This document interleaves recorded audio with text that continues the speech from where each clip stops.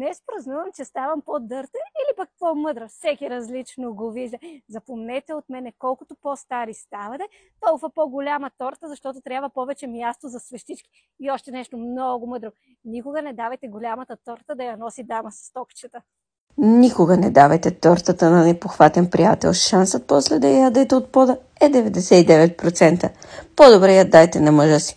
Дори да я изпусне, поне ще има на кого да мрънкате. На приятелите не е готино, а мъжа ви, той си ви е избрал.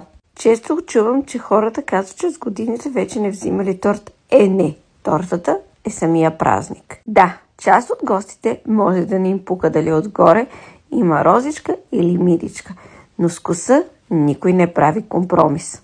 Да, важно е да е красива, но още по-важно да е вкусна. Затова винаги избирам място, където залагат на качествени продукти и истински вкус. Аз избрах с пресни ягоди, шоколадов крем и дяволски вкусен кейк. Гаранция, гостите останаха без думи и направо възхитени.